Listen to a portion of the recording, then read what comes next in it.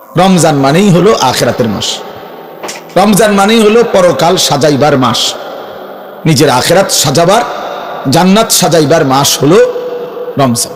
রমজানকে সামনে রেখে আল্লাহ পাক রব্বুল আলামিন ফেরেশতাদেরকে দিয়ে জান্নাত সাজিয়ে দেয়, নতুন করে জান্নাত সাজায় রমজানকে সামনে রেখে, জাহান্নামকে বন্ধ করে দেয় এবং সমস্ত শয়তান দুষ্ট জিনগুলোকে শেকলে বন্দী করে দেয়। ইজা দাখালা রমাদান ফুতিহাত আবওয়াবুল জান্নাহ ওয়া গুল্লিকাত আবওয়াবুন নার ওয়া সুলসিলাতিশ শায়াতিন। নবী সাল্লাল্লাহু আলাইহি সাল্লাম বলেন, যখনই রমজান আসে তখনই আল্লাহ পাক তার জান্নাতের সব দুয়ার খুলে দেন, জাহান্নামের দরজা বন্ধ করে দেন এবং শয়তানগুলোকে শেকলে বন্দী করে দেন। তার মানে বান্দা যেন শুধুই জান্নাতে যাইতে পারে আল্লাহ তাআলাই কুদরতি ভাবে ব্যবস্থা করেন। এই জন্য রমজানে জান্নাতের ব্যবস্থা করতে পারে নাই, জাহান্নাম থেকে বাঁচার ব্যবস্থা করেন। রমজানেও শয়তানি শেষ হয় নাই, দুষ্টামি শেষ হয় নাই, আল্লাহর নাফরমানি ছাড়তে পারে নাই। আসলে এটা শয়তানের তুনো বড় শয়তান, কারণ মেন শয়তান তো বন্দী, মেন শয়তান তো শিকলে বন্দী। এরপরও এইটা শয়তান রমজানের ভিতরে কেমনে নাফরমানি করে, তা আমার মনে হয় এইটা ওইটার চাইতে উপরে ডিগ্রিওয়ালা শয়তান। এই জন্য যে এই শয়তানে বুঝাইতে চায় যে ওই শয়তান রে বন্দি করলে কি হবে, আমি তো তার থেকে শিখতে শিখতে তারে ডিঙ্গায় গেছি, আমি তো তারে ডিঙ্গায় গেছি, আমি তো শয়তান, এখন আর আমার আর ওয়াসওয়াসা দিবে কিন্তু। নাইলে একজন মুসলমান, একজন মুমিন আল্লাহ এবং তার রাসূল এত বেশি পরিমাণ রমজানের মর্যাদা ফজিলত এত বলছে, এত বলছে, এত বলছে, এত কিছু বলার পরেও যার বিবেকে একটু নড়াচড়া করে না, তার চাইতে নিকৃষ্ট শয়তান আর কেউ হইতে পারে না। ওইটাই শয়তান বলে। হ্যাঁ, আল্লাহ নবী সাল্লাল্লাহু আলাইহি ওয়াসাল্লাম বলেন, কুল্লু আমালি ইবনে আদামা লাহু ইল্লা সিয়াম। এক বান্দার তার সমস্ত আমল তার নিজের জন্য, নিজের আখিরাতের জন্য, কিন্তু আল্লাহ তাআলা বলে আমার বান্দার রোজা এটা ব্যতিক্রম। ক্বাল আল্লাহু আযজা ওয়া জাল ফাইন্না সাওমা লি ওয়া আনা আজজি বিহি। আমার বান্দার রোজা রাখছে শুধুই আমার জন্য, আমি নিজেই তার প্রতিদান দেব। ডান কাদের ফেরেশতাকে যেন আল্লাহ বলে, ফেরেশতা পুরা রমজান আমার বান্দার নেকি তুমি লিখবা না, আমি লিখবো, আমি লিখবো, আমি দেব বান্দার নেকি। এজন্য বাপ রমজানকে কেমনে কাটাবেন, রমজানের ফজিলত, রমজানের বৈশিষ্ট্য, রমজানের জন্য প্রস্তুতি মুমিনের আলাদা হওয়া উচিত। যাদের কলিজায় আখিরাত আছে, যাদের ফিকিরে আছে জান্নাতে যাওয়ার, যারা কবরের আযাব থেকে বাঁচতে চায়, যারা জাহান্নামের আগুন থেকে বাঁচতে চায় বাপ, তাদের জন্য রমজান ভিন্ন কিছু। রমজান মানে আলাদা মাস, রমজান মানে আখিরাতের মাস, রমজান ফিকিরের মাস, মেহনতের মাস, রাত্রি জাগার মাস। রমজান মাসে দিনের বেলা রোজা রাখবে, রাত্রিবেলা রাত্রি জেগে তারাবি পড়বে। আল্লাহ তাআলা এমন ভাবে সাজাইছেন যে বান্দা 30টা দিন তুমি কষ্ট মুজাহাদা পরিশ্রম করে আমার রমজানটাকে কদর করো, 30 দিন পরে আমি আল্লাহ তোমাকে মুত্তাকি বানিয়ে জান্নাতি বানিয়ে দেব, জান্নাতি বানিয়ে দেব। এই জন্য আমরা মাহে রমজানের প্রস্তুতি, আমরা যেন রমজানে রাত্রি জাগতে পারি, আমরা যেন রমজানে রোজা রাখতে পারি, আমরা যেন রমজানে নিজেকে প্রস্তুত নিতে পারি। এই জন্য আল্লাহ তাআলা 15 দিন আগেই আল্লাহ তাআলা যেন আরেকটা প্র্যাকটিক্যাল আমার মধ্যে যেন হিম্মত, আমার মধ্যে যেন রোজার শক্তি, আমার ভিতরে যেন রমজানকে পালন করার মজবুত হিম্মত আসে। এই জন্য আল্লাহ তাআলা রমজানের 15 দিন আগে লাইলাতুন নিসফে মিন শাবান এই রাত্রিটিকেও আল্লাহ দান করেছেন। বলছেন বান্দা শবে বরাত নামের এই লাইলাতুন নিসফে মিন শাবান এই রাত্রিটিতে সারা রাত আল্লাহর বন্দিগিতে জেগে থাকো, পরের দিন রোজা রাখো, এই হিম্মত নিয়া রমজানের মধ্যে আগে বাড়ো, আগে বাড়ো। এটা একটা প্রস্তুতি নাও, এটা একটা প্রশিক্ষণ নাও, প্রশিক্ষণ।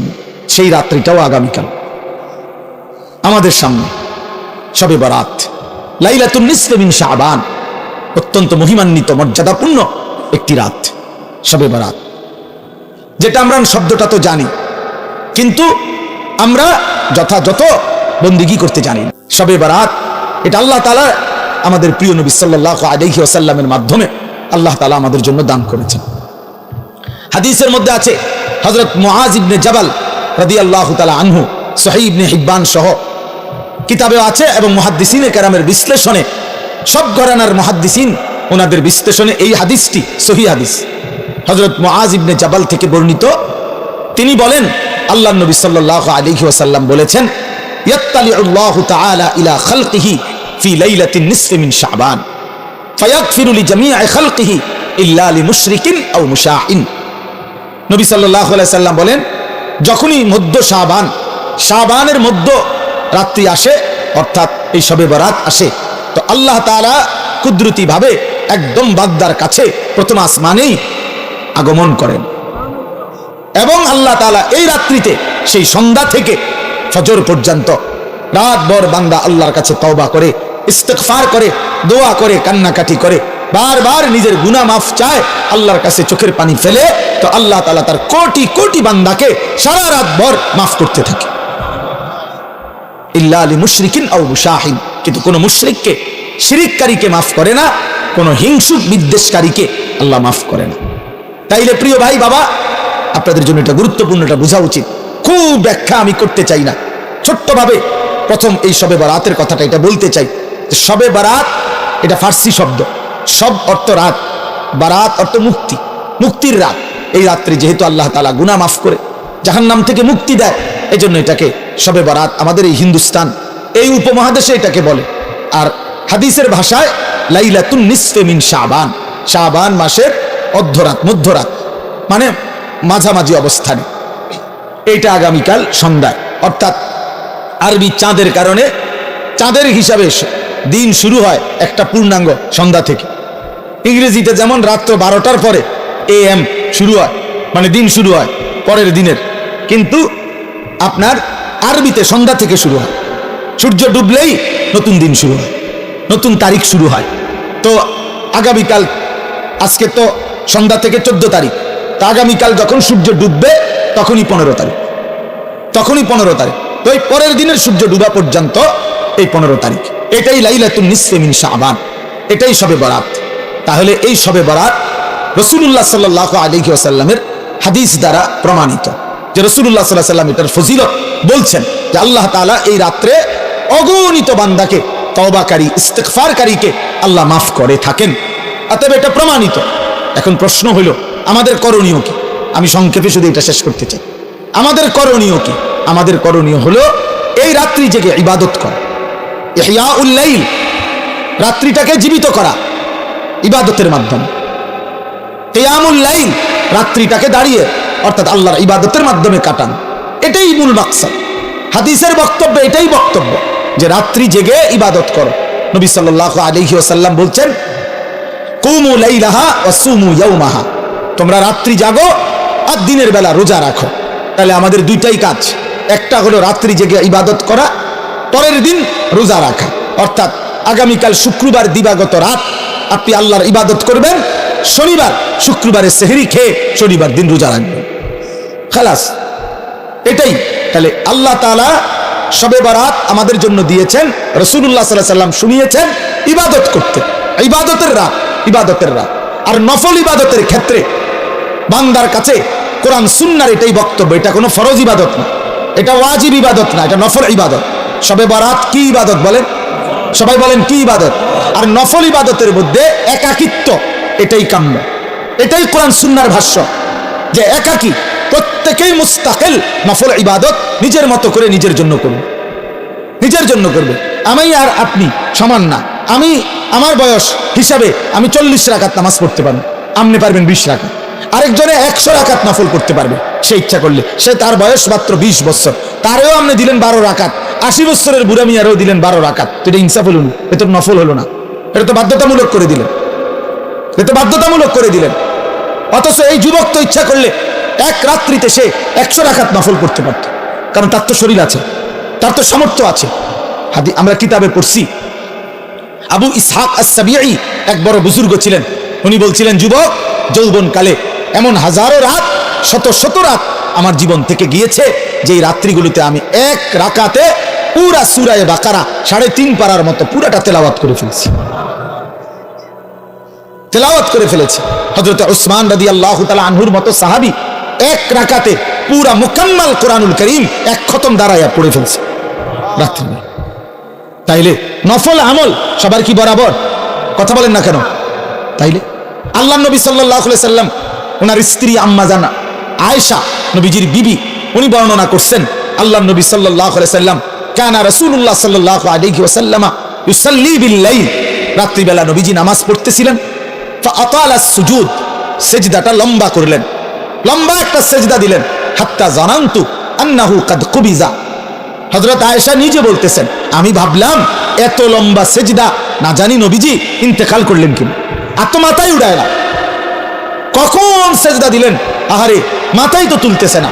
হযরত আয়েশা রাদিয়াল্লাহু তাআলা আনহা বলেন আমি তখন নবীজি সাল্লাল্লাহু আলাইহি সাল্লামের পায়ের তালুতে পিছনে আঙ্গুল দিয়া স্পর্শ করলাম, মানে সাইলাম আরি বাইচা আছে কিনা। আল্লাহ নবী সাল্লাল্লাহু আলাইহি সাল্লাম একটু পরে যখন নামাজের সালাম ফিরাইলেন তো নবীজি জিজ্ঞেস করলেন আয়েশা তুমি কি ভেবেছো আমি তোমার উপরে কোনো জুলুম করেছি, অর্থাৎ তোমার সাথে না থেকে রাত্রিটা আল্লাহর ইবাদতে কাটায় দিছি, এতে কষ্ট পাইলা তুমি? হযরত আয়েশা বলেন ইয়া রাসূলুল্লাহ, না আমি কষ্টের কারণে বলি নাই, আমি মূলত ভেবেছিলাম এত লম্বা সেজদা দিছেন না জানি আপনার ইন্তেকাল হয়েছে কিনা, এই জন্য আমার ভয় লাগছে দেখে আমি আঙ্গুলটা স্পর্শ করছি, আমার চাহিদার জন্য না, আমি আপনার পেরেশানিতে করছি। তো আল্লাহ নবী সাল্লাল্লাহু আলাইহি ওয়াসাল্লাম বললেন আয়েশা তুমি কি জানো আজকের রাত কোন রাত? তখন হযরত আয়েশা বললেন জানি না ইয়া রাসূলুল্লাহ, আপনি জানেন, আপনি বলেন। তো আল্লাহ নবী সাল্লাল্লাহু আলাইহি ওয়াসাল্লাম বলেন এই আজকের রাত্রি হচ্ছে লাইলাতুন নিসফি মিন শাবান, এটাই শবে বরাত, এটা শাবানের মধ্যরাত। এই রাত্রিতে আল্লাহ তাআলা যত লোক আল্লাহর কাছে গুনাহ মাফ চায়, তওবা করে, আল্লাহ তাদেরকে মাফ করে থাকে। যত লোক আল্লাহর কাছে দয়া ভিক্ষা করে তো আল্লাহ তাআলা তাদের উপরে দয়া করে, দয়া করে। তাহলে আল্লাহ নবী সাল্লাল্লাহু আলাইহি সাল্লাম এত লম্বা সেজদা দিছেন যে নবীর বিবি উনি পর্যন্ত ভয় পাচ্ছিলেন যে ইন্তেকাল করলেন কিনা। তাইলে নফল ইবাদত একটা লক্ষণীয় কথা বোঝেন, শুনতেছেন আপনারা? আরে ভাই বুঝতেছেন আপনারা? আপনার ইনসাফে কি বলে যে আমার বিবি, আমি নামাজ পড়তেছি, আজকের রাত্রি এত গুরুত্বপূর্ণ, কিন্তু উনি ওনার বিবিকেও অর্থাৎ এতটা আলাদা যে একত্রে না তুমিও বসো, তুমি আমরা দুজন মিলে গড়ি ধরো, তুমিও 15 মিনিট সেজদা দিবা, আমিও 15 মিনিট সেজদা দিব, তুমিও আধা ঘন্টা লাগাইয়া নামাজ পড়বা, আমিও আধা ঘন্টা লাগাই পড়ব, এরকম কথা বলছেন এখানে। তাইলে বোঝা গেল নফল ইবাদত প্রত্যেকের শরীর স্বাস্থ্য সামর্থ্য অনুপাতে প্রত্যেকের জন্য আলাদা আলাদা, প্রত্যেকের জন্য কি বলেন না আলাদা আলাদা আলাদা আলাদা আলাদা আলাদা। তাহলে শবে বরাত হাদিস দ্বারা প্রমাণিত, কি দ্বারা প্রমাণিত? উলামায়ে কেরাম আসলাফ পূর্বপুরুষদের মনীষীদের বুজুর্গদের কথার আলোকেও শবে বরাত প্রমাণিত। এই রাত্রি ইবাদতের রাত, এটা প্রমাণিত কথা। এই রাত্রির কথা আল্লাহ নবী সাল্লাল্লাহু আলাইহি সাল্লামের হাদিসের মধ্যে আছে এবং 8 জন সাহাবী এই মুআজ ইবনে জাবালের এই হাদিসটা, আরে ভাইয়া কথা বলো না, বাস কথা বলো না, রাস্তায় কথা বলতেছো কারা? আহারে বাবা একটু পরে আসো, এক ঘোষণা দিবে, সোজা হইয়া বসতে বলবে সবাই, ভাইয়া একটু পরে বলবে, কিছুক্ষণ আর একটু ধৈর্য ধরো ভাইয়া, আর কষ্ট হইতেছে ছেলেদের, এই এক্ষুনি বলবে ইনশাআল্লাহ, কিছুক্ষণ পরেই বলবে, সিরিয়াল ধরে বসেন, মূল পর্ব শুরু হবে। আহা আফসোস আফসোস আফসোস জিন্দিগি, আফসোস এই জিন্দিগি, যে জিন্দিগি কোনো ফিকির নাই। মুসলমানের সন্তান আমরা, প্রিয় ছেলেরা, বাবা, কোনো খাবারই শেষ সমাধান না, সেটা বিরিয়ানি হোক আর আরো ভালো কিছু হোক, সব কিছুরই গন্তব্য বাথরুম, না এটাই তো সত্য। সেটা আরো দামি হোক কিছু খাবার, কিন্তু গন্তব্য তো বাথরুম, এছাড়া আর কি, এছাড়া আর কি। তাহলে এক মানুষের জিন্দিগির টার্গেট যদি হয় বিরিয়ানি, তো এই বিরিয়ানির পরিণতি যেহেতু টয়লেট শেষ ঠিকানা, তো তোমার জিন্দিগির টার্গেটও টয়লেটে, বাথরুম ছাড়া আর কি, টয়লেট ছাড়া আর কি।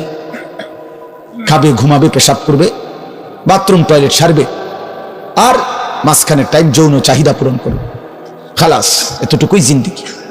এবার কেউ যদি, আমি সবসময় বলি, প্রতিদিন বলি এ কথা, যে জীবন শুধু এটাই বুঝছে, জীবন মানে খাবার, পেশাব পায়খানা, ঘুম আর যৌন চাহিদা, লজ্জাস্থানের চাহিদা পূরণ, এতটুকুই যে জীবন বুঝছে যে এটাই আমার জীবন, তো এই জীবন জানোয়ারের জীবন। এই জীবন কি? জানোয়ারের জীবন। এই জীবন কুকুরের জীবন, কুত্তার জীবন। কারণ ওই কুকুরও খায়, ঘুমায়, পেশাব পায়খানা করে, কুকুরেরও যৌন চাহিদা পূরণ হয়, এই জন্য কুকুরেরও বাচ্চা কাচ্চা হয়। তো তার যদি যৌন চাহিদা পূরণ না হতো তাহলে বাচ্চা হয় কেন? এই জন্য কোরআনুল কারীমে আল্লাহ তাআলা বলছে ওয়াত্তাবা হাওয়াহু ফামাসালুহু কামাসালিল কালব। এক নাফরমান পাপীর কথা আল্লাহ বলতে গিয়ে কোরআন শরীফের এই আয়াতে আল্লাহ বলছে সে তার মনের চাহিদার অনুসরণ করেছে। এই বালআম বাউরা, এক কাফের, এক মুশরিক, এক পাপী, প্রথমত ইমানদার ছিল কিন্তু মনের ইচ্ছা চাহিদার অনুসরণ করেছে। আল্লাহ বলছে সে তার মনের ইচ্ছারও যখন অনুসরণ করলো এবার তার উদাহরণ হয়ে গেল কামাসালিল কালব, কুত্তার মতো। কোরআন শরীফের আয়াত। লোকটা ইমানদার ছিল কিনা? ইমানদার ছিল, শতবার খাঁটি ইমানদার ছিল। যেদিন সম্পদের লোভে নিজের মনের চাহিদা মতো অনুসরণ করেছে আল্লাহ তখন বলছে তার উদাহরণ কুত্তার মতো হয়ে গেছে, কামাসালিল কালব। এজন্য প্রিয় বন্ধু মনে রাখো, প্রতিদিন আমি এটা বলি, ছেলেরা বাবা তোমার পরিচয় তুমি মিলাই নিও, আমার দরকার নেই, আমার এত সময়ও নাই। তোমার পরিচয় তুমি মিলাও, আমার পরিচয় আমি মিলাই। প্রত্যেকেই হিসাব লাগাও, হ্যাঁ নিজের নিজে হিসাব করো। তুমি চালাক না বেওকুফ তোমার বিবেককে তুমি প্রশ্ন করো। আল্লাহ তাআলা কোরআনুল কারীমে বলছেন যে মানুষটা মনের ইচ্ছা মতো চলে তার জীবন কুত্তার জীবন, কামাসালিল কালব, কুত্তার জিন্দেগি। এজন্য আমি সবসময় বলি যে কপালে সেজদা নাই, ওই বেনামাজি যেগুলো, এগুলোর জিন্দেগি কুত্তার জিন্দেগি, কুকুরের জিন্দেগি। এজন্য নওজোয়ান ছেলেরা মনে রাখো, তোমাদের যাদের কপালে সেজদা নাই তোমার জীবন কুত্তার জীবন। খাও বিরিয়ানি খাও, খিচুড়ি খাও, কোনো অসুবিধা নেই, অসুবিধা যার যার বাড়িতে টয়লেট তো আছেই, খাইবা না? বাথরুম তো আছেই, ভাত খাও। যা মুখে অর্জন করলা তা বাথরুমে ক্লিয়ার করে দিলে, খালাস, তো আর অর্জন করি জীবনের, এ তো গেল গাই। এই জন্য আমরা এটা বোঝা উচিত, আমাদের এটা ফিকির থাকতে হবে। আমরা মুসলমান, মুসলমানের 10 বছরের বাচ্চাও দামি, মুসলমানের 6 বছরের বাচ্চাও দামি, মুসলমানের 60 বছরের বুড়া মানুষও দামি, মুসলমানের 1 সেকেন্ড দামি, মুসলমানের 1 মুহূর্ত দামি। আমার প্রতি মিনিটের হিসাব হয়, আমার প্রতি মুহূর্তের হিসাব হয়, আমার প্রতিটা নিঃশ্বাসের হিসাব হয়। তাহলে আমার আবার অবসর কোথায়? আমার আবার ছুটি কোথায়? আজকে আমার মাদ্রাসা বন্ধ হয়েছে, আমি লম্বা বয়ান করছি ছাত্রদেরকে, 450 ছেলে ছুটি দিছি সকালবেলা। তা আমি এটা বলছি বাবা আমাদের কোনো ছুটি নাই, জিসকি সবক ইয়াদ হই উসকি ছুটি না মিলি। আমাদের বুজুর্গরা এটা বলে, যারা আখিরাতের সবক মুখস্থ হইছে, যে কলিজার মধ্যে এটা মুখস্থ হইছে যে আমারে মরতে হবে, আমারে জান্নাতে যাইতে হবে, আমারে কবরের আযাব থেকে মুক্তি পেতে হবে, জাহান্নামের আযাব থেকে মুক্তি পেতে হবে, তার আবার ছুটি কিসে? আমি ছুটি কাটাইলে হবে না, আমারে বাড়িতে থাকলেও ফজরের নামাজ পড়তে হবে, মাদ্রাসায় থাকলেও পড়তে হবে, বাজারে থাকলেও পড়তে হবে, বিমানে থাকলেও পড়তে হবে। আমার আবার ছুটি কি? আমার কোনো শুক্রবার নাই, আমার কোনো 21শে ফেব্রুয়ারি নাই, আমার কোনো 16ই ডিসেম্বর নাই, আমার কোনো 26শে মার্চ নাই, আমার কোনো ছুটি নাই। আমার প্রতিদিনই ডিউটি, আমার নামাজ প্রতিদিনই, আমি হালাল পথে চলতে হবে প্রতিদিনই, আমার চরিত্র হেফাজত করতে হবে প্রতিদিনই, কারণ আমার কলিজার মধ্যে এটা বুঝে আইছে যে আমার আখিরাত আছে, আমার পরকাল আছে, আমাকে মরতেই হবে। অতএব জিসকি সবক ইয়াদ হই উসকি ছুটি না মিলি। যার সবক ইয়াদ হইছে মানে আখিরাতের পড়া মুখস্থ হইছে, আখিরাত কলিজার মধ্যে ঢুকছে, তার আবার ছুটি নেই, তার ছুটি নেই। ছুটি হলো নাফরমানের, যে মনে করছে আমি এখন মুক্ত স্বাধীন, আমার আব্বা যেহেতু আমার কিছু বলে না আমি নারী দেখতে থাকি, আমার মা যেহেতু আর কিছু বলে না আমি এখন ছবি দেখতে থাকি, আমার গ্রামবাসী কেউ আমারে ডাকে না। আহা, তোমারে কেউ ডাকে না বাবা, তোমার চুল জানোয়ারের মতো, তোমার চুল বেঈমানের মতো, তুমি পেশাব করে টয়লেটে ঢিলা কুলুক টয়লেট পেপার ব্যবহারের গুরুত্বও নাই, পাক নাফাকের ধার ধারণা। নিজের মাকেও দেখো, মানুষের বেডিরেও দেখো, আপন বোনকেও দেখো, রাস্তার মেয়েকেও দেখো। আহা, ওই দেখেন ওই ওরা ওই কথা বলতেছে। মানে কিছু ছেলে থাকে অসভ্য, যে শক্ত অসভ্য, মানে এটা একবারে শক্ত। কিছু ছেলে এত নিকৃষ্ট বেয়াদব যে তার কথা হইলো আমি হুজুর জীবনেও কারো কথা শুনি না, আপনার তারা হঠাৎ করে শুনি না কি করি? হ্যাঁ হ্যাঁ বাস্তবতা এটা। মানে এত বড় নিকৃষ্ট বেয়াদব যে আমি আসছি হুজুরে খিচুড়ি খাইতাম, হ্যাঁ যেহেতু আপনার কথার কারণে দেরি হইতেছে দেখতে বইয়া রয়েছে নিরুপায় হইয়া, কথা বুঝছেন না? হ্যাঁ, কাজে আমি যেহেতু কারো কথা শুনি না, আহা, আমি নজর রাখি ছেলে মিয়া, এটা আমার সারা জীবনের অভ্যাস। এই জন্য আমি 1 মিনিট বললো, আমি হাসাহাসি তামাশা পছন্দ করি না। আমরা আমাদের এই ছেলেদেরকে ফিরাইতে হবে, আমাদের এটা সিদ্ধান্ত ইনশাআল্লাহ।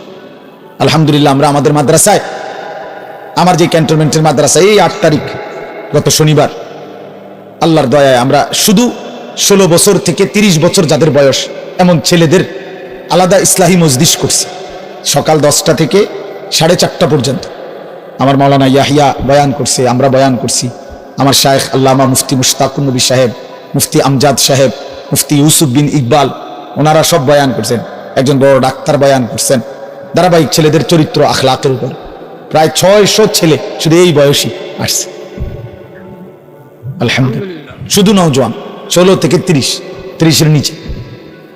এবং আমরা আরো বড় স্বপ্ন আছে ইনশাআল্লাহ। তো বললাম যে এটা আমার ইচ্ছা, আমার ছেলেরা বদলাইতে হবে আল্লাহর দয়ায়, ছেড়ে দেওয়ার কোনো সুযোগ নেই। আজকে অভিভাবকরা সন্তানকে ছেড়ে দিচ্ছে। 16 বছরের একটা ছেলেকে এবারটা নিয়ন্ত্রণ করতে পারে না। এবারটা বলে একটা বাপ হয়েছে, বেটা অপদার্থ কথা কার বেটা আইসে দুনিয়ার বাপ কত আর বন খাইতো আর বিড়ি খাইবে, গপ মারে ফালতু। তোমার 14 বছরের একটা ছেলেকে তুমি 1 ওয়াক্ত নামাজ পড়াইতে পারো না, তুমি একটা বাপ হইছো বেটা। তোমার 14 বছরের মেয়েটাকে পর্দানশীল চরিত্রবান বানাইতে পারলা না, তুমি একটা মা হইছো। ফালতু কোথাকার, জিন্দিগি বুঝেই না। বাপের কলিজার মধ্যে দুনিয়া, সন্তানের কলিজার মধ্যে দুনিয়া, হিসাব হইলো এটাই আসলে। বাপেও বিড়ি খায়, পুতেও বেডি চায়, আর কি তা এক ডকের। বাপে সাদওয়ানে বইয়া টেলিভিশন চায়, পুতে অসৎ বন্ধুদের সাথে একসাথে বসে মোবাইল চায়। খালাস, বরাবর সওয়া সওয়া বরাবর। যার কারণে বাপেও বুঝে আমার সন্তানের ডাক দিয়ে লাভ হতো না, আমি ডাক দেবো কেন? সেই হিম্মত তো থাকতে হবে, সেই সাহস তো থাকতে হবে। কলিজার ভিতরে আখিরাতের ফিকির যার আছে, যে পরকালকে বিশ্বাস করে, কবরকে বিশ্বাস করে, তার চোখের পানি পড়ার কথা, সে চিৎকার করার কথা যে তুমি আমার সন্তান বাবা, তুমি যদি জাহান্নামী হও, আমি বাপ এটা কেমনে সইব? কেমনে সইব আমি? আমার ছেলে হইয়া যদি মুসলমানের ঘরে জন্ম নিয়া যদি আমার ছেলে কোনোদিন ফজরের নামাজ না পড়ে, আমার এই জিন্দিগির অর্থ কি? আর আমার ফুতের জিন্দিগির অর্থ কি? আমি কিসের বাপ, আমার ফুতে কিসের মুসলমান? কি মিয়া, কার ঘর এটা? যে ঘরে সবাই নামাজ না পড়ে ঘুমায়, এ ঘর তো নাফরমানের ঘর, এ তো সাপ বিচ্ছুর ঘর, এ তো কুকুর বিড়ালের ঘর, জন্তু জানোয়ারের ঘর। আল্লাহ নবী বলছে যে ঘরে আল্লাহর জিকির নাই, খোদার কসম নবী বলছে ওইটা কাল বাইতুল খারিব, ওটা সারা বাড়ি, আলগা বাড়ির মতো, যে বাড়িতে মানুষ থাকে না, কুত্তা থাকে, বিলাই থাকে, সাপ থাকে, বিচ্ছু থাকে, কেচ্চা থাকে, বেটা মানুষ থাকে না, মানুষ থাকে না। বেডিও বেফরদা, বেডাও বেফরদা, মাও নামাজ নাই, বাপেরও নামাজ নাই, জিরো নামাজ নাই, ফুতের বউরও পর্দা নাই, ফুতেরও পর্দা নাই। কি করে? সবাই খায়, ঘুমায়, পেশাব পায়খানা করে, যার যে মতো। ফুতের চুল ফুতের মতো, বাপের চুল বাপের মতো, জির বোরকা জির মতো, মার বোরকা মার মতো। তো এটা পরিবার হইলো কেমনি নিয়ে? কথা বোঝেন না? এটা পরিবার হইলো? এটা একটা ফ্যামিলি হইলো কি? আমি, আমার বউ, আমার 4টা ছেলে, কারণ সবাই যদি আলগা আলগা হয় তো আমার এটা ফ্যামিলি কই? কথা বলে না কেন? আমার চুল একরকম, আমার ফুতের চুল আরেক রকম, মার বোরকা কালো, জির বোরকা রঙ্গিলা, তো এটা ফ্যামিলি হলো কেমনি? কার লগে কার মিল? এটা তো কোনো পরিবার নয়, এটা তো ব্যাচেলার, এটা তো সব ব্যাচেলার না, এগুলো এটা মনে করেন হোস্টেলে না থাকে এক একজন। আপনারা ভাবেন আর কত বছর বলবো আপনাদেরকে? বলেন কত বছর আর বলবো? এই জিন্দিগিও তো ক্লান্ত হয়ে গেছে। এই জন্য বাপ, ছেলেরা বাবা কেন নষ্ট হয়ে যাচ্ছ? বলো বাবা, কেন নামাজ পড়ছো না বাবা? আল্লাহর সাথে আল্লাহকে নারাজ করে কি পাইছো এই পর্যন্ত? কে তোমার ঘরে ইজ্জত করে? চলো, আমি তো এখনো বলছি নবীনগর, আমি বলছি একটা নাফরমান ছেলে, আসো, এখন আসো তুমি, চলো তোমার লগে আমরা 2 জন একসাথে কোম্পানিগঞ্জ হাঁটি কালকে, দেখি তুমি দেখো মানুষ কারে ইজ্জত করে আর কারে বেইজ্জতি করে। তুমি চলো। আমার বাদ দাও, একজন মাদ্রাসার তালিবে এলেন, ঠিক আছে, আমার ওয়াজ অনেক মোবাইলে আছে, আমার মানুষে সিনে, ঠিক আছে, বাদ দাও, আমার বাদ দাও। আমি একজন তালিবে এলেন দেই, একজন মাদ্রাসার ছাত্র দেই যে নামাজ পড়ে, অথবা মাদ্রাসার ছাত্র বাদ দাও, এলাকার যেই ছেলেটা নামাজ পড়ে, স্কুলের হোক, ওরে আর তোমার মতো যারা নামাজ পড়ো না, নাফরমান, একসাথে হাঁটো, চলো, দেখো মানুষ কাকে সম্মান করে। দেখ বেটা, তোর কিছু অসৎ বন্ধু ছাড়া তোর দিকে কোনো জানোয়ারও ফিরা চায় না, এটা তোর দিকে চরিত্রহীনের দিকে, কোন লম্পট, কোন মদখোর, নেশাখোর, গাঞ্জাখোরের দিকে কোন কুকুর বিড়াল জানোয়ারও বেটা ফিরে তাকায় না। আমি ওই আমাদের বাংলাদেশের একজন বড় বুজুর্গ আলেম আছেন, ওয়াইজ হযরত মাওলানা মুফতি নজরুল ইসলাম কাসেমি, অনেক সুন্দর বয়ান করে, দরদ মাখা বয়ান। ওনার বয়ান আমি নিজে শুনছি। উনি বলছে শুকর সকালবেলা যখন ঘুম থেকে ওঠে, ওনার বয়ান তো শুকর চোখ একসাথে মেলে না, মানে আমরা যখন চোখ খুলি না ঘুমের থেকে, শুকর একসাথে চোখ মেলে না, মানে পুরোটা খুলে আলায় না আর কি, একটু একটু করে খোলে, একটু এরকম আস্তে আস্তে চোখ মেলে, মানে একটু একটু করে চোখ মেলে। উনি বলছেন কিতাবে লিখছে যে শুকর এরকম আস্তে আস্তে চোখ মেলে কেন, একটু একটু করে। শুকর বারবার বলে এই চোখ মেলবার সময়, আল্লাহ আমার কোনো বেনামাজি, কোনো নাফরমান যেন আমার চোখে না পড়ে, এই জন্য আস্তে আস্তে চোখ মেলে। আপনার কোনো নাফরমান বেঈমান যেন আমার নজরে প্রথমেই না পড়ে, এই জন্য সে আস্তে আস্তে চোখ মেলে। আমি হুজুরের বয়ান শুনছি। তোমাকে শুকরে ঘৃণা করে, কুকুরে ঘৃণা করে, তাহলে বলো বাবা নেন নেন পানির জগ নেন, না এটা নেন। তাহলে এই জন্য বাপ কেন নামাজ পড়ো না? কারো কাছ থেকে ইজ্জত পাইছো? একটা ছেলে বলো যে হুজুর আমি নামাজ না পড়ার কারণে আমার মানুষ অনেক সম্মান করছে, কেউ পাইছো কিনা একটা ইজ্জত? তাহলে এটা কি ধরনের জীবন তুমি বুঝো না? আমরা বুঝি না আমার ঘরে মানুষ মহব্বত করে না করে না, এটা আমি বুঝি না? কথা কও না দুলাল, আমি এটা বুঝি কিনা, তুমি বুঝো কিনা? তো মানুষের অনুভব হয় না? এটা তো অনুভব হওয়ার বিষয় যে আমার তো একটা বুঝ আছে যে মানুষ আমারে ভালোবাসে কিনা, ঠিক কিনা বলেন না কেন? আমারে এই হাজি সাহেব যদি মহব্বত না করতো তো আমি প্রতি বছর আইলাম কেন? 50,000 টাকার জন্য নাকি 1 লাখ টাকার জন্য? এখানে আমি মেয়ে বিয়ে দিছি এখানে মিয়া, তাহলে ভালোবাসার জন্য, আল্লাহর জন্য, মহব্বতের জন্য। তাহলে বুঝা গেল তোমরা ছেলেরা, বাবা আমি রাত হয়েছে জন্য দেরি করতে চাই না, তোমরা একটা ছেলে হলো ভাইবো, তুমি ইনসাফের সাথে তোমার মানুষ ভালোবাসে কিনা, এই সমাজের মানুষ তোমার দিকে তাকাইলে কি মনে করে তুমি বুঝো না? তুমি বুঝো না ভাইয়া? কি পাইছো নামাজ না পড়ে? নারী দেখতে দেখতে, উলঙ্গ ছবি দেখতে দেখতে অর্জনটা কি? অর্জনটা কি? কিচ্ছু না, ধোকা, ধোকা খাইছো। এই জন্য আগামীকাল রাত আমি অনুরোধ করলাম, আগামীকাল শবে বরাতের রাতে আলাদা আলাদা, শবে বরাত উৎসব না, শবে বরাত অনুষ্ঠান না, শবে বরাত বিরিয়ানি না, শবে বরাত খিচুড়ি না, শবে বরাত জিলাফি না, শবে বরাত ইবাদত। কথা বলেন কি? সবাই বলেন কি? এটা ইবাদত বেটা, ইবাদতের জন্য, এটা নফল বন্দেগীর জন্য। প্রত্যেক বছর আপনারে এশার নামাজের পরে 2 ঘন্টা প্রতি বছর শবে বরাতে আপনারে 2 ঘন্টা দইরা একবারে লাফাইয়া আপনারে ওয়াজ করে সুর দিয়া গাইয়া দুইলা বুঝাইলাম শবে বরাত, যে বুঝছেননি? হ্যাঁ বুঝছে, ঠিক ঠিক ঠিক কিনা? ঠিক ঠিক ঠিক ঠিক কিনা? কিটা ঠিক কিনা? বুঝছে শবে বরাত, বুঝছে।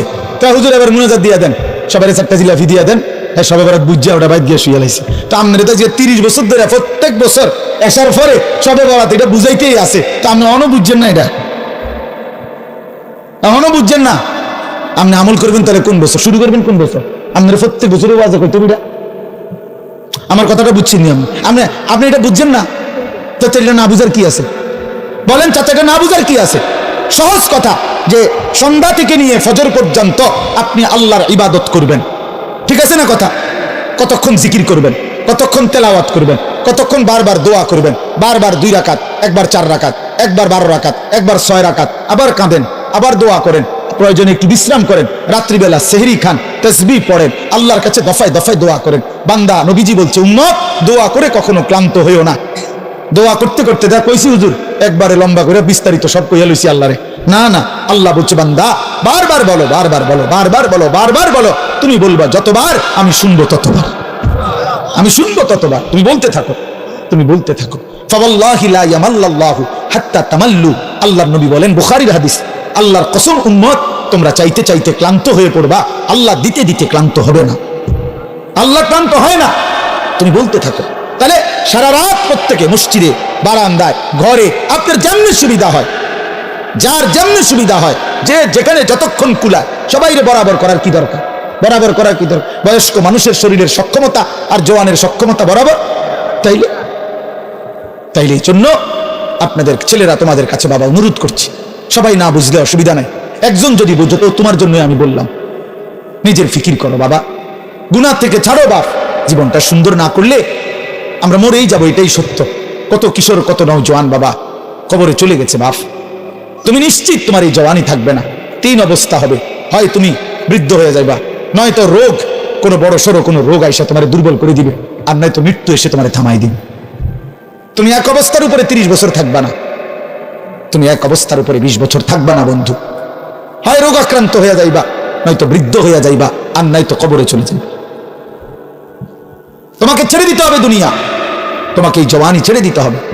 এই জন্য আমি অনুরোধ করছি প্রত্যেকটা নওজোয়ান আগামীকালকে রাত্রে জাগার সিদ্ধান্ত নাও। বলো ইনশাআল্লাহ তোমার মতো করে দিনে প্রয়োজনে একটু ঘুমায় নাও, দিনের বেলা জোহরের পরে আসরের আগে একটু বিশ্রাম করে নাও, কোনো অসুবিধা নেই। রাত্রি যাতে জাগা যায়, মানে রাত্রি একটু বেশি জাগবার আশায় দিনে একটু বিশ্রাম করে নেয়।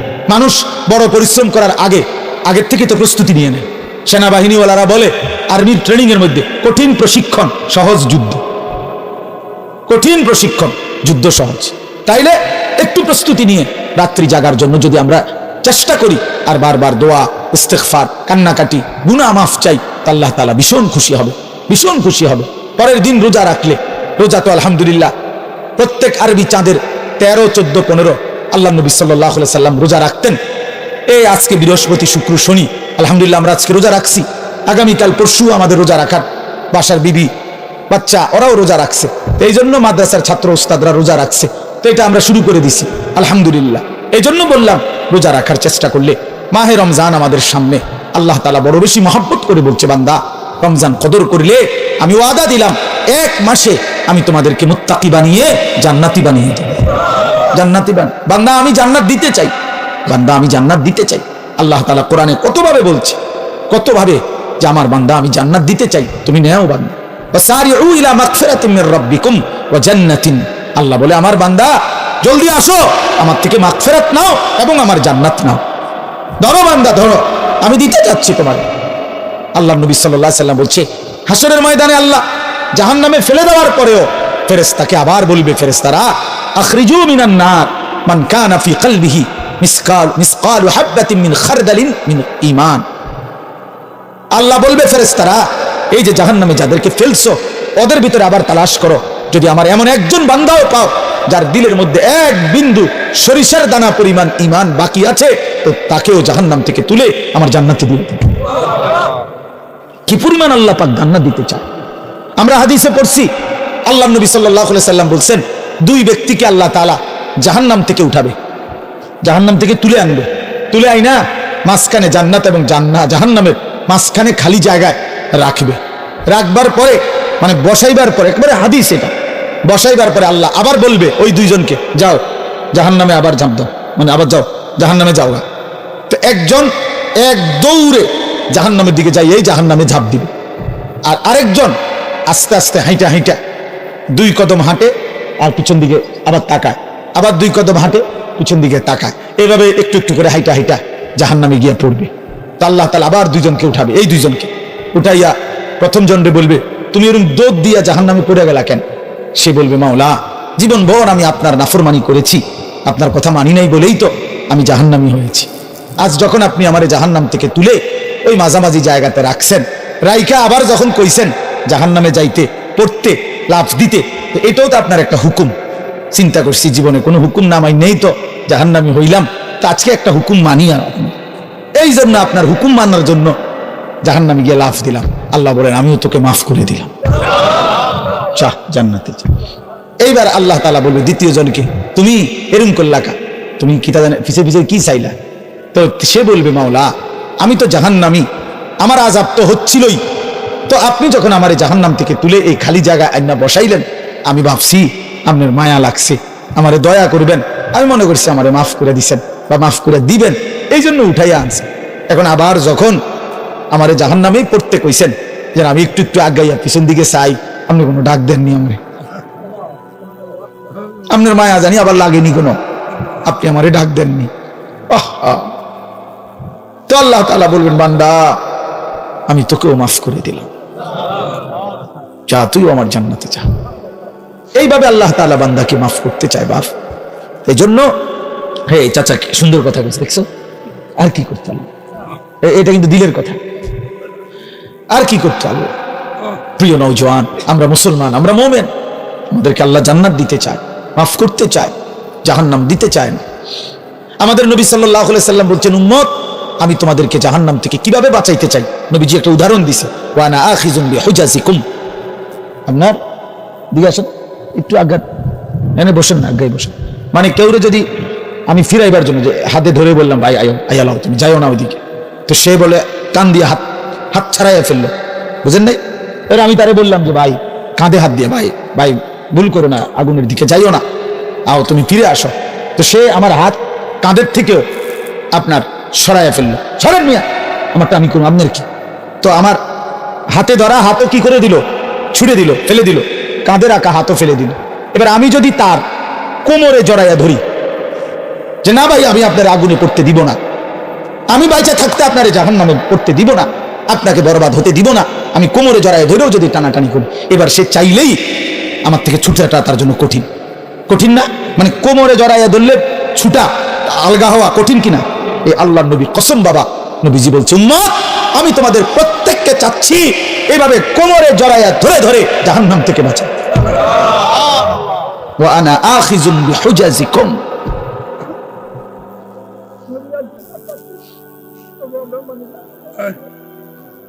ওয়া আনা আখিযুন বিহুজাজিকুম, আমি তোমাদেরকে কোমরে ধরে ধরে আমার এক এক উম্মতকে জাহান্নাম থেকে বাঁচাইতে চাইছি।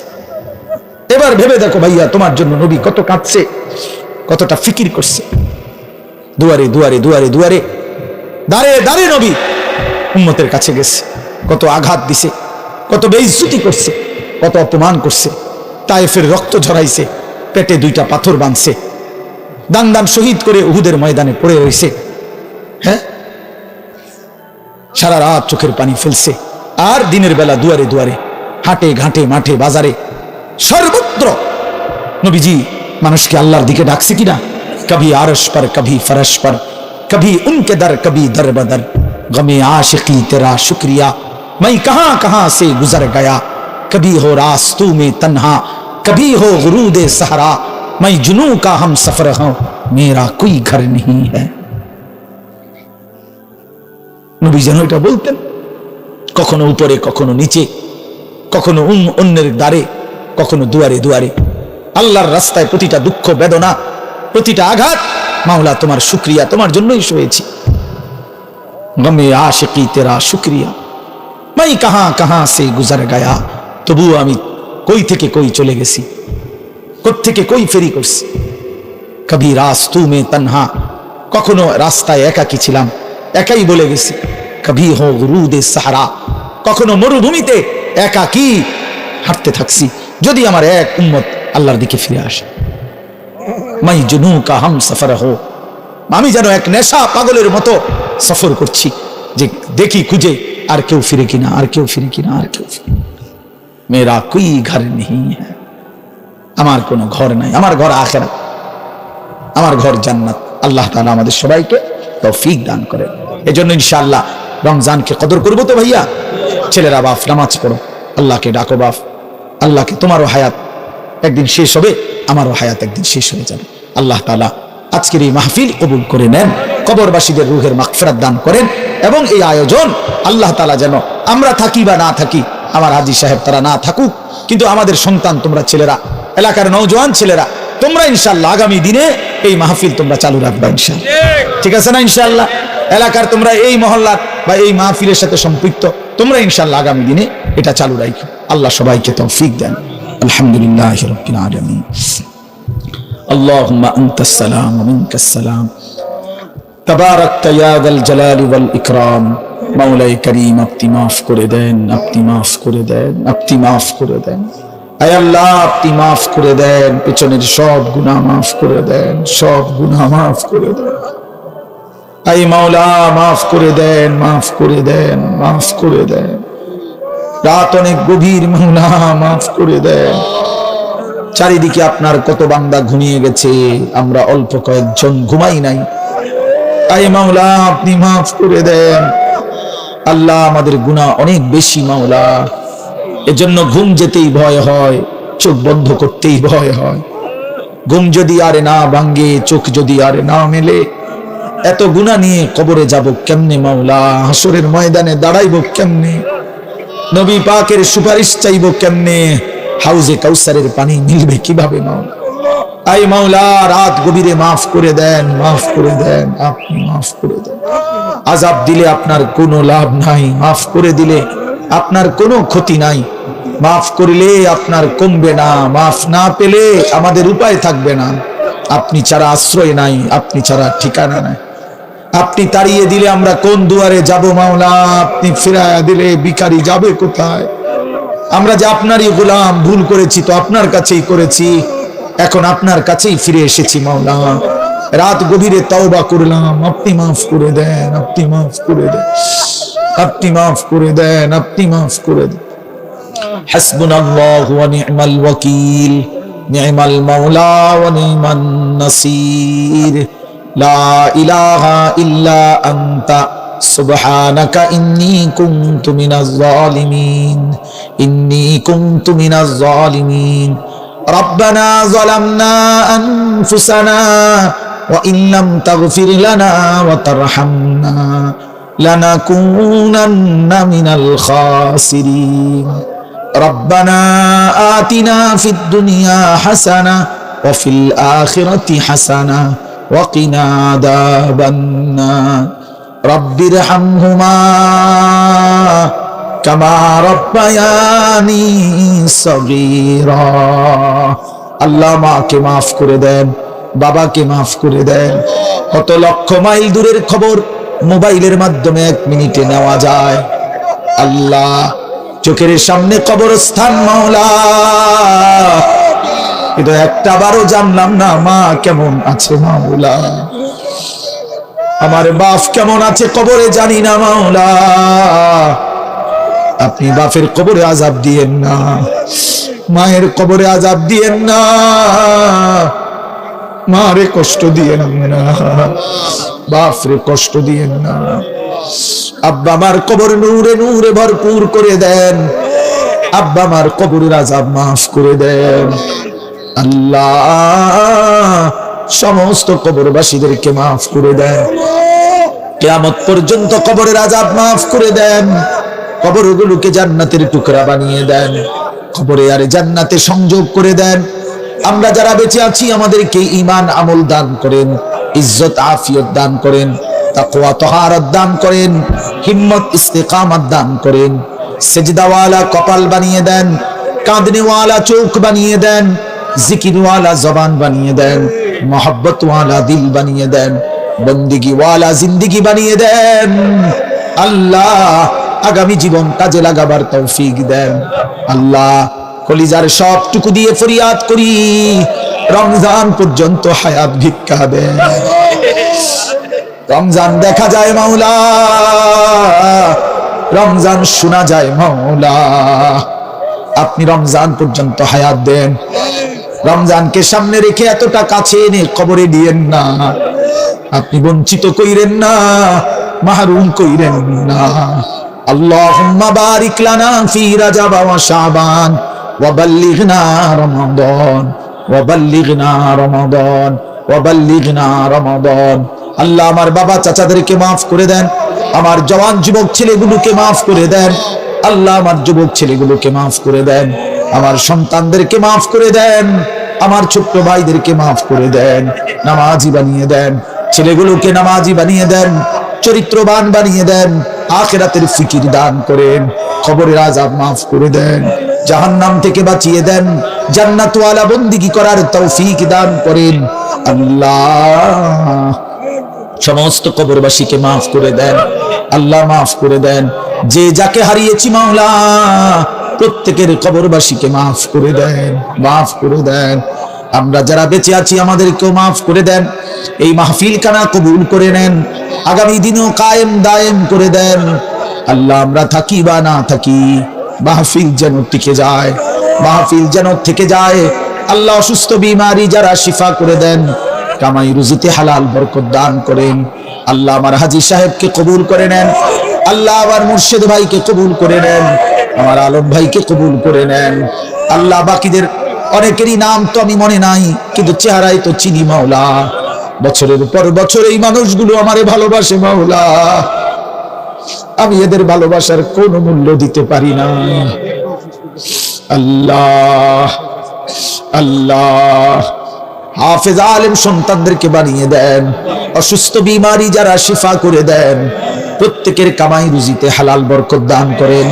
বিদেশের জমিনে প্রবাসে যারা আছে আল্লাহ সহি সালামতে নিরাপদে রাখেন মাওলা। এই মাহফিলে যতজন দান সদকা করেছে সকলকে কবুল করেন, প্রত্যেকের নেক মাকসাদ পূরণ করে দেন। যে যত মাকসাদে দোয়া চেয়েছে সকলকে আল্লাহ কবুল করেন, মঞ্জুর করেন, মঞ্জুর করেন। আল্লাহ আমার দেশকে নিরাপদ করে দেন, আমার জমিনকে নিরাপদ করে দেন। সারা পৃথিবীর মজলুম মুসলমানদেরকে বিজয় দান করেন, ফিলিস্তিনের মুসলমানকে বিজয় দেন, গাজার মুসলমানকে বিজয় দেন, ইসরায়েলের ইহুদি বেঈমানদেরকে ধ্বংস করে দেন। আল্লাহ শেষ মুহূর্তে একটা আখেরি ফরিয়াদ আছে, দিলের একটা শেষ তামান্না আছে, এই চোখে কাবার কালো গিলাফ দেখতে দিয়ে, মদিনার সবুজ গম্বুজ দেখতে দিয়ে, একজনকেও বঞ্চিত কইরেন না। কাবা না দেখিয়ে কবরে নিয়েন না, মদিনা না দেখিয়ে কবরে নিয়েন না। আল্লাহ আল্লাহ আল্লাহ আল্লাহ আল্লাহ আমারই মাফ করে দেন, আমারই মাফ করে দেন। আল্লাহ আমার মাদ্রাসা কবুল করে নেন, আল্লাহ আমার মাওলানা ইয়াহইয়াকে কবুল করে নেন, হাফেজ ইরশাদকে আপনি কবুল করে নেন। আল্লাহ আমার বন্ধুদেরকে কবুল করে নেন, দোস্ত আহবাবদেরকে কবুল করে নেন। রব্বির হামহুমা কামা রব্বায়ানি সগীরা। আল্লাহ আগামীকাল শবে বরাত, আল্লাহ আপনি আমাদেরকে রহমত মাগফিরাতের এই রাত জাগার তৌফিক দেন, রমজানের বন্দিগি করার তৌফিক দেন। আল্লাহ ছেলেগুলোকে কদর করার তৌফিক দেন। সুবহান রাব্বিকা রব্বিল ইজ্জাতি আম্মা ইয়াসিফুন ওয়া সালামুন আলাল মুরসালিন ওয়ালহামদুলিল্লাহি রাব্বিল আলামিন।